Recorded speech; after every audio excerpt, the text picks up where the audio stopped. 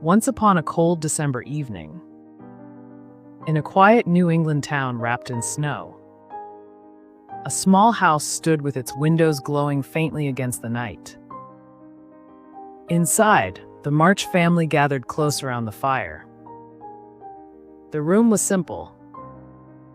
Threadbare curtains, a few well-worn chairs, a faded rug by the hearth. The fire crackled softly, not quite strong enough to drive away the winter chill.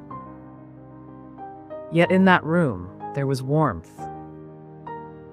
Not from the flames, but from the hearts of four sisters. Their names were Meg, Jo, Beth, and Amy. Meg, the eldest, was 16. She carried herself like a little mother, gentle, proper, and careful to do what was right. Jo, 15, could not be more different. Restless and bold, with long legs that never stayed still, and a wild imagination bursting with stories. Beth, just 14, was the quiet one, shy, tender, happiest at the piano, and always ready with kindness. And Amy, the youngest at 12, loved beauty and art.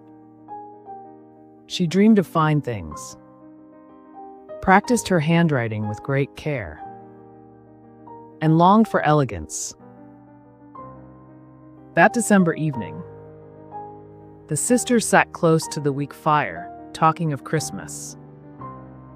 Outside, the world was filled with merriment. Bells ringing, carolers singing, shops glowing with holiday goods. But inside the March home, things were simpler. Jo sighed heavily and threw down her book. "It's so dreadful to be poor," she burst out. "Other girls our age have pretty things. Fine clothes, money to spend. And we have nothing." "Hush, Jo," said Meg, smoothing her dress with a sigh. "We mustn't complain. We have each other. And Father would not want us to be ungrateful." At the mention of their father, a hush fell over the room. He was far away, serving as a chaplain in the war. Every day they prayed for his safety, and every day their mother, whom they lovingly called Marmee, reminded them to be brave. Beth's quiet voice broke the silence. "Perhaps we could give Marmee a gift this Christmas. She always gives so much to us, but we never give to her." Amy's blue eyes lit up. "Yes, even if it is only something small. She will love it." The sisters began to discuss what they might offer. Meg longed to give a pair of gloves, though she needed them herself. Jo thought of a new book for Marmee to read. Beth, with her gentle spirit, would give something small from her own treasures.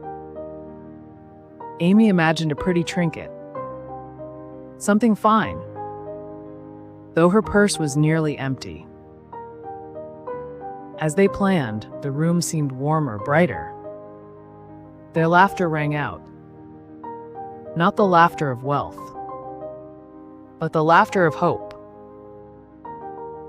That night, after the candles were blown out and the house grew still, each girl lay awake dreaming, not of what they might receive, but of what they could give. The snow whispered against the window panes. The old clock ticked in the hall.